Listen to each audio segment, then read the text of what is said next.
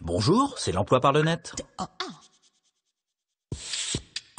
Objectif emploi géomaticien.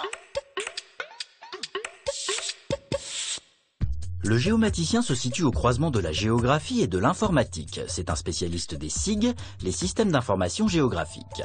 Comme vous le verrez sur onicep.fr, en croisant des cartes, des données relevées sur le terrain par GPS, par images aériennes et satellites, avec des statistiques et des résultats d'enquête, le géomaticien établit des cartes thématiques intelligentes, des analyses spatiales et des bases de données. Ces éléments vont aider à la prise de décision dans de nombreux domaines, le transport, la défense, la sécurité, la santé, l'agriculture, le marketing ou l'urbanisme par exemple.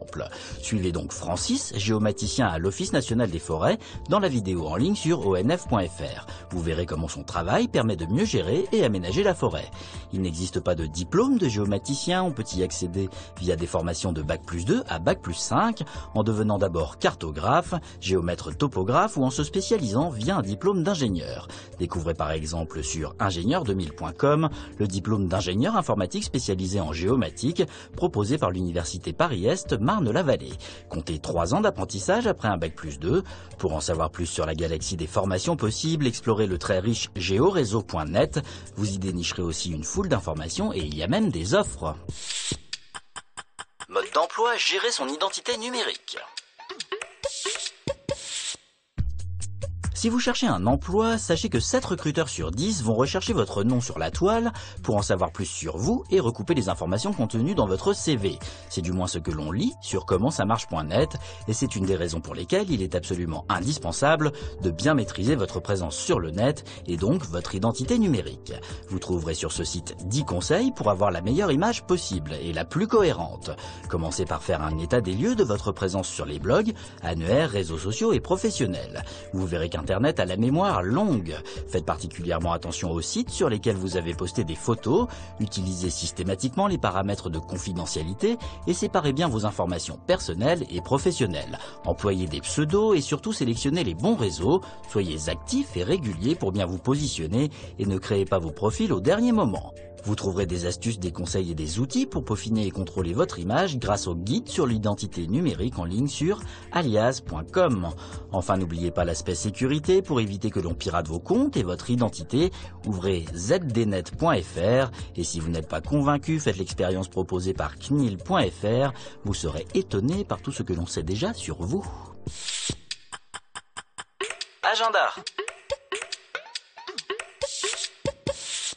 Rencontrez des recruteurs, assistez à des conférences, posez vos questions à des spécialistes sans bouger de votre fauteuil. C'est ce que vous proposent les journées de l'emploi, un salon qui vous attend dès demain et jusqu'à jeudi en ligne. Toutes les infos sont sur francetv.careerbuilder.fr. Bon, retrouvez cette émission et les adresses de tous ces sites sur france5.fr.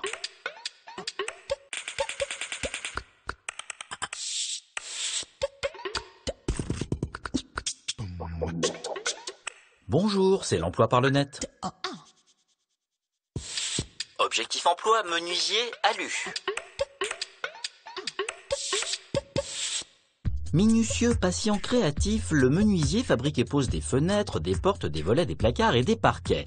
Il utilise bien sûr le bois, mais aussi l'aluminium, le PVC et les matériaux composites. Jordi, lui, travaille uniquement le bois sur les bateaux. Il est menuisier, agenceur naval et vous le rencontrerez dans une vidéo en ligne sur onicep.fr. Ces temps-ci, la menuiserie en aluminium est particulièrement demandée.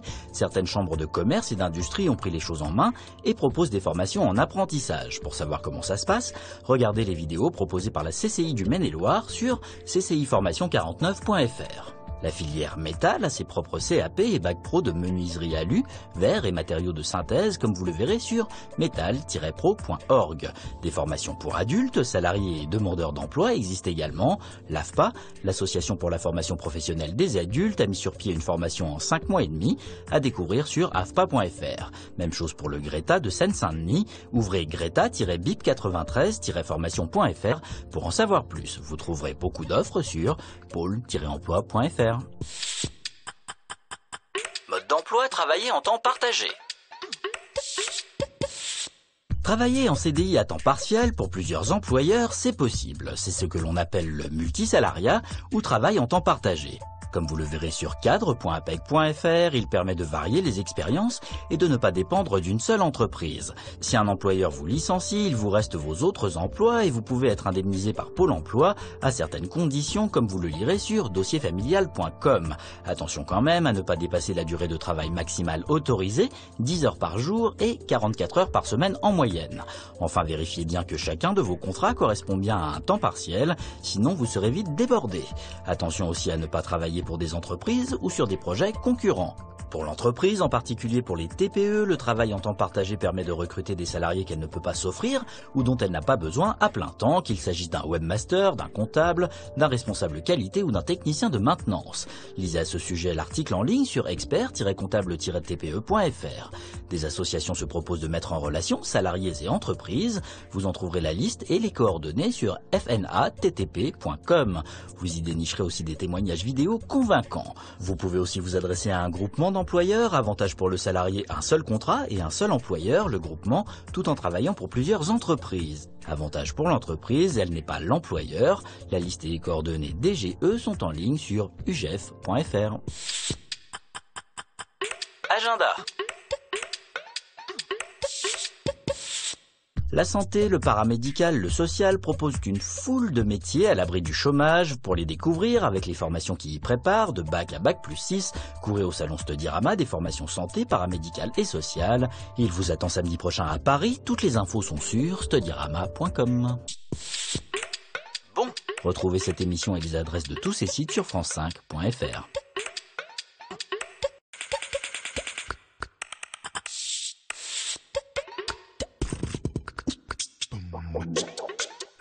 Bonjour, c'est l'emploi par le net.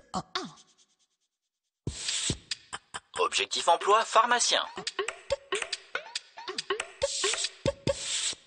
Le pharmacien, du moins celui que tout le monde connaît, délivre des médicaments avec ou sans ordonnance dans son officine. Avec patience, pédagogie et un grand sens des responsabilités, il explique la prescription et le traitement à son client, le guide pour guérir de petites maladies sans gravité, l'oriente vers un médecin, un dentiste ou un kiné si nécessaire. Il vend aussi des produits cosmétiques et de parapharmacie.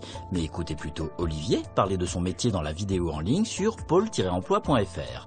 Comme le rappelle jcomjeune.com, c'est à la fois un professionnel de la santé et un commerçant avisé. Il y a aussi le pharmacien que l'on connaît moins, comme Bertrand que vous croiserez sur onicep.fr qui est pharmacien biologiste. Dans son laboratoire d'analyse médicale, il effectue toutes sortes de prélèvements et aide ainsi les médecins à poser un diagnostic. Mais il existe bien d'autres manières d'exercer le métier, dans l'industrie pharmaceutique par exemple, où le pharmacien élabore de nouveaux médicaments, à l'hôpital, chez un grossiste, dans l'armée, dans l'humanitaire ou encore dans la recherche. Selon la spécialité, les études seront longues ou très longues, de 6 à 9 ans si tout se passe bien. Allez sur ordre.pharmacien.fr pour en savoir plus.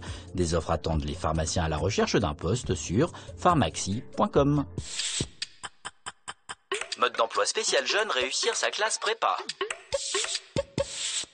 Vous venez d'intégrer une classe préparatoire et le choc est rude. Vous avez des notes très en dessous de vos pires notes de terminale. Vous avez l'impression que tout va trop vite et que vous n'y arriverez pas.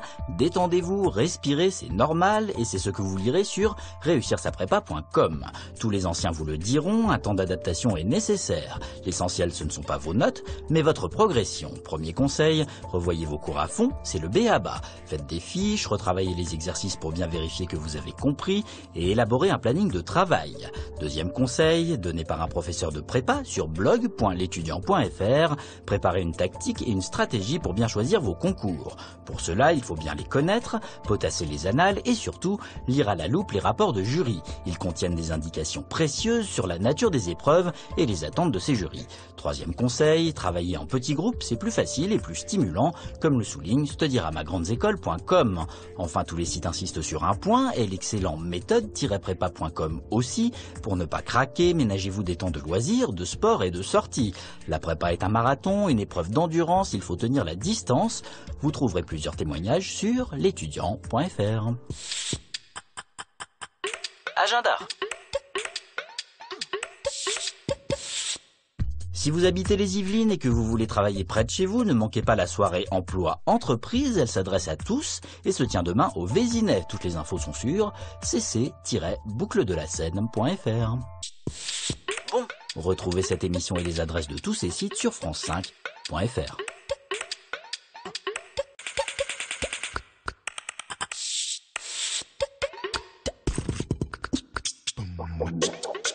Bonjour, c'est l'emploi par le net.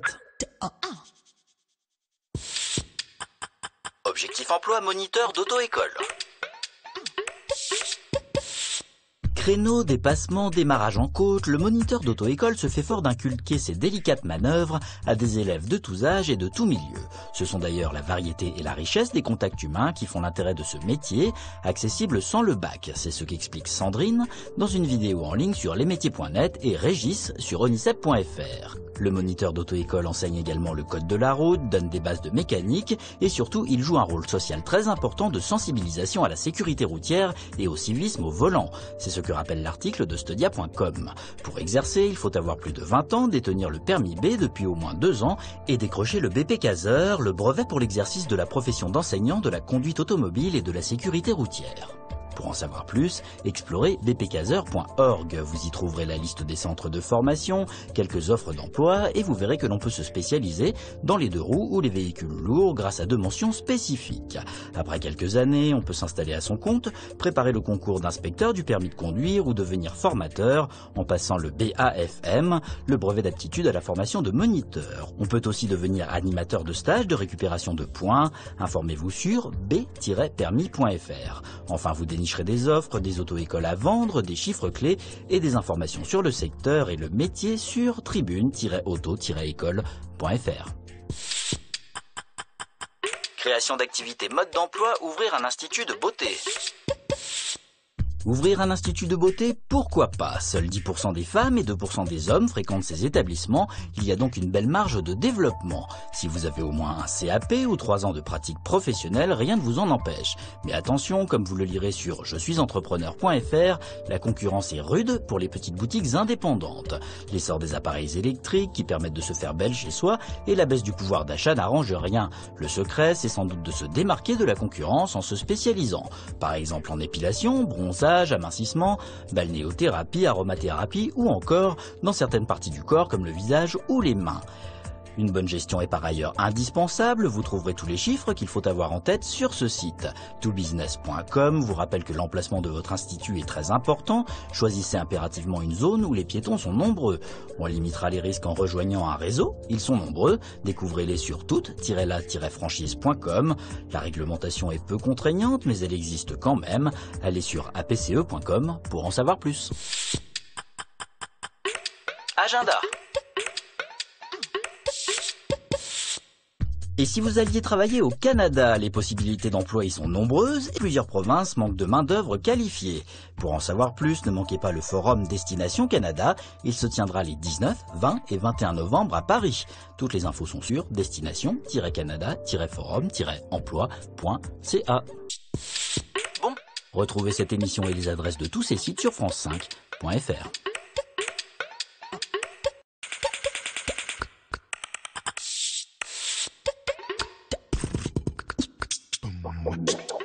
Bonjour, c'est l'emploi par le net. Objectif emploi, coiffeur. Laver, traiter, couper, colorer, coiffer, au-delà de ces gestes techniques qu'il maîtrise parfaitement, le coiffeur doit être à l'écoute de ses clients. Comme l'explique Peggy dans une vidéo en ligne sur lesmétiers.net, il faut être psychologue. Psychologue certes, mais surtout visagiste pour être de bons conseils et faire en sorte que les clients repartent contents. C'est d'ailleurs ce que Valérie aime le plus dans ce métier, comme elle l'explique sur onicep.fr. Le métier n'est pas facile, on est souvent debout, les produits utilisés peuvent provoquer irritation ou allergie. Pour réussir, il faut être motivé, travailleur, énergique, avoir un solide sens commercial et se former sans cesse pour rester à la pointe des techniques et tendances. Comme vous le verrez sur coiffure-métier.com, plusieurs diplômes conduisent au métier, à commencer par le CAP, mais il vaut mieux viser le brevet professionnel pour évoluer plus vite et ouvrir son propre salon. 2 options existent, styliste visagiste et coloriste permanentiste. Vous dénicherez une liste des écoles sur ce site avec des témoignages de profs et de pros. Les jeunes coiffeurs bien formés n'ont aucun mal à trouver un emploi, le secteur est très dynamique et de nombreux départs en retraite se profilent. Vous trouverez d'ailleurs des offres en quantité sur pôle-emploi.fr. Mode d'emploi, travailler en Roumanie. Pays latin dans un océan slave, la Roumanie a des liens anciens et très étroits avec la France. L'amitié que les Roumains portent aux Français est un atout non négligeable si vous voulez vous installer dans ce pays qui fait partie de l'Union européenne depuis 2007. Comme vous le verrez sur trésor.economie.gouv.fr, la France est le troisième investisseur étranger en Roumanie et elle est présente dans tous les secteurs d'activité, de l'automobile à la grande distribution en passant par l'énergie, l'industrie pharmaceutique et les télécommunications. Vous trouverez sur ambafrance-ro.org une liste des principales entreprises françaises installées en Roumanie, à contacter en priorité bien sûr. Lisez aussi le dossier Vivre en Roumanie pour en savoir plus sur les secteurs porteurs et la présence économique française.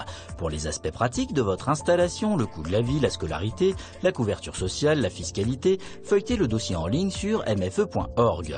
Si vous voulez commercer avec la Roumanie ou y créer une entreprise, la Chambre de commerce, d'industrie et d'agriculture française en Roumanie peut vous y aider de 1000 manières, comme vous le verrez sur ccifer.ro.